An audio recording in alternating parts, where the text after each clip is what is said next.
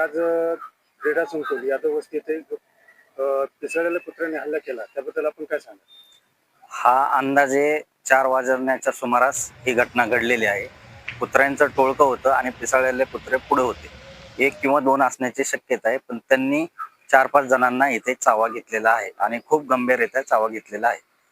त्या संदर्भात आपण हॉस्पिटलमध्ये नेले असता डॉक्टरांनी प्रथम उपचार केला का? त्या संदर्भात आम्हाला येथील स्थानिक समाजसेविका आरोहीताई वाघमोडे यांचा कॉल आला की अशी घटना घडलेली आहे. त्यांना ताबडतोब पहिलं उपचारासाठी दौंड जिल्हा रुग्णालयामध्ये नेलं व त्यांना प्राथमिक उपचार प्रथमतः करून दिले. आपण काय नगरपालिकेला या संदर्भात काय निवेदन वगैरे देणार आहात का? आम्ही नगरपालिकेला तिथल्या प्रशासकीय अधिकाऱ्यांना फोन केला. मला वाटतं 4:30च्या सुमारास मी फोन केला. आता 6:30 वाजत आहेत, तरी अजून कुत्र इथेच फिरत आहे. तरी त्याच्यावर कुठलीही कारवाई होत नाही आणि ह्या कुत्र्यांमुळं इथे क्रीडा संकुलन आहे. हजारो लोक येतात जातात, मुलं बाळ, पुरुष, वृद्ध लोक असतात.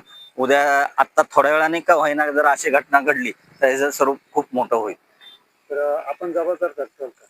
जबाबदार नक्कीच धरायला पाहिजे. आज दौंड शहरामध्ये किंवा अशा परिसरामध्ये भटक्या कुत्र्यांची संख्या जास्त झालेली आहे. त्यात पिसाळलेल्या कुत्र्यांची संख्या जास्त झालेली आहे. त्याच्यावर ताबडतोब कारवाई करावी, नाहीतरी ह्याचा गंभीर परिणाम नगरपालिकेला आपल्याला भोगावा लागेल.